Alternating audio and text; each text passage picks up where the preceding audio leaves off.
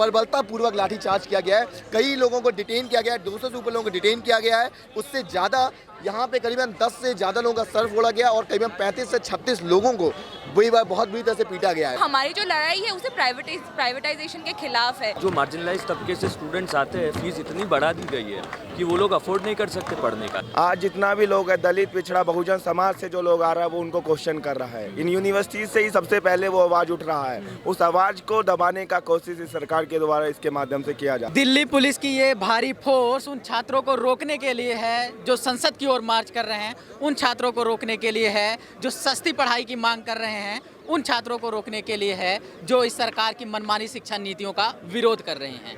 और ये छात्र छात्राओं की लगातार शिकायत भी है कि दिल्ली पुलिस बार बार बल प्रयोग कर रही है, जगह जगह बैरिकेडिंग करके रोक रही है, यहाँ तक कि लाठीचार्ज के भी आरोप लग रहे हैं।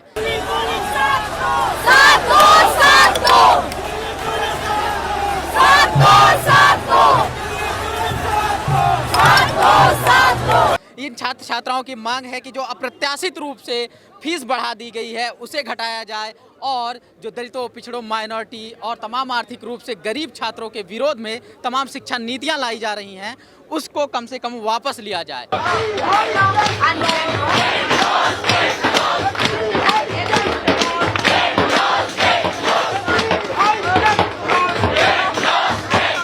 यही दिल्ली पुलिस 10 से 15 दिन पहले कह रही थी कि प्रोटेस्ट हमारा लोकतांत्रिक अधिकार है, जब वकीलों से झड़प के मामले में उसे आईटीओ पर प्रोटेस्ट करना पड़ा था।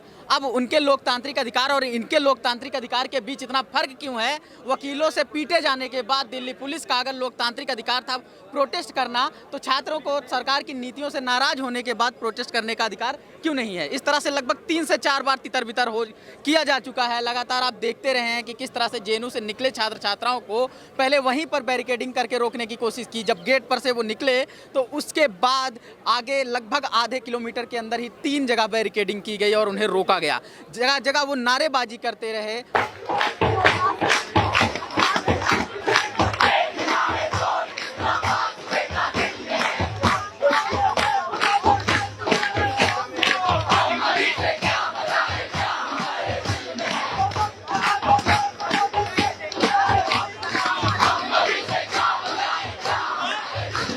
अब वो लगभग 5 से 7 किलोमीटर दूर सफदरजंग टॉम के पास तक पहुंचे तो यहाँ पर कहा जा रहा है कि लाठीचार्ज किया गया, तमाम छात्र छात्राएं घायल हैं और अब यहाँ पर रोक दिया गया है। लाठीचार्ज ब्रूटली हुई है। लाठीचार्ज हुआ है? कितने लोग घायल हुए?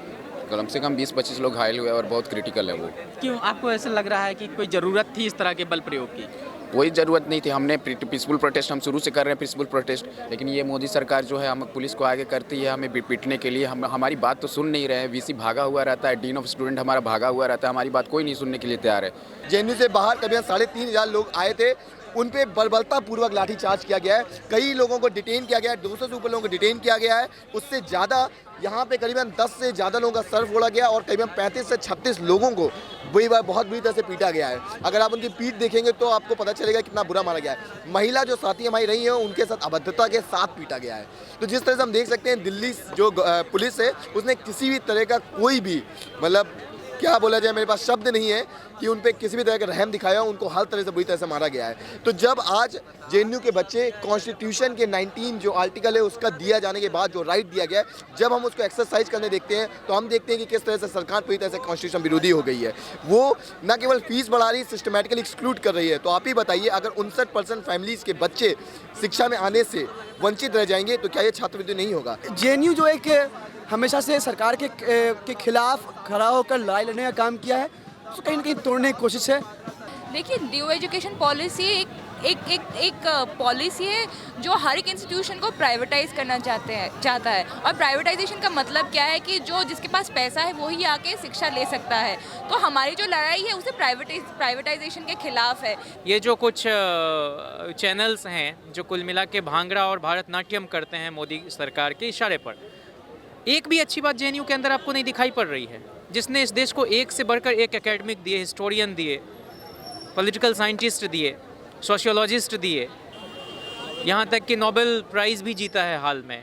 एक से बढ़ के एक साहित्यकार दिए, नामवर सिंह से लेकर मैनेजर पांडे, सब के सब, उदय प्रकाश, मतलब बहुत सारे लोग।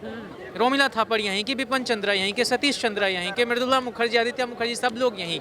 मैं चाहता हूं कि इस देश के तमाम टीवी चैनल्स और अखबारात के एडिटर्स को वह किताब मैं खुद व्यक्तिगत रूप से जाकर पहुंचा दूं या गिफ्ट कर दूं, और उसको जब वो पढ़ेंगे तो उनको समझ में आएगा कि जेएनयू के निर्माण में किन किन हमारे राष्ट्र निर्माताओं की कितनी बड़ी इमेजिनेशन काम कर रही थी। तमाम उपलब्धियां इन्होंने बताए, साहित्यकार बताए, वैज्ञानिक बताए, लेकिन एक भी ऐसा आविष्कारक नहीं बता सके जो नोट में चिप बता सके, जो 200 मीटर दूर चिप बता सके। तो वो टीवी एंकरों को आप लोग देखना जारी रखें, वो प्राइम टाइम के तमाम एंकर आपको दिखाते रहेंगे। ऐसा जेएनयू इस तरह के प्रोडक्ट नहीं बना सकता है। चाहे वो दलित हो, आदिवासी हो, पिछड़ा हो, तो आपको जैसे जेएनयू जैसे कैंपसेस में अगर डेमोग्राफी आपको साफ नज़र आएगी कि कितने लोग किस बैकग्राउंड से आते हैं और किस तरीके से अभी भी जेएनयू में रहते हैं। उनको अगर जो जेएनयू के लोग खुद एक दूसरे का सपोर्ट सिस्टम बन करके काम ना करें तो वो जेएनयू में अभी भी सर्वाइव नहीं कर पाएंगे। और उस पर आप लाद रहे हैं कि 6,000 7,000 पर मंथ, अगर जो उसका मल्टीप्लाई किया जाए पूरे साल में लगभग 1 लाख से ज़्यादा खर्चा आएगा। और जिस घर की आय मतलब जो है 6,000 रुपए पर मंथ नहीं है तो वो कैसे अफोर्ड कर पाएगा 1 लाख 1 साल में। आज जितना भी लोग है दलित पिछड़ा बहुजन समाज से जो लोग आ रहा है वो उनको क्वेश्चन कर रहा है। इन यूनिवर्सिटी से ही सबसे पहले वो आवाज़ उठ रहा है। उस आवाज़ को दबाने का कोशिश इस सरकार के द्वारा इसके माध्यम से किया जा। जो मार्जिनलाइज तबके से स्टूडेंट्स आते हैं, फीस इतनी बढ़ा दी गई है कि वो लोग अफोर्ड नहीं कर सकते पढ़ने का। अभी जेएनयू का खुद का डेटा है, वो बोलता है कि 40% जो जेएनयू की आबादी है छात्रों की, वो सालाना 50,000 से कम उनकी तनख्वाह है, उनके परिवार।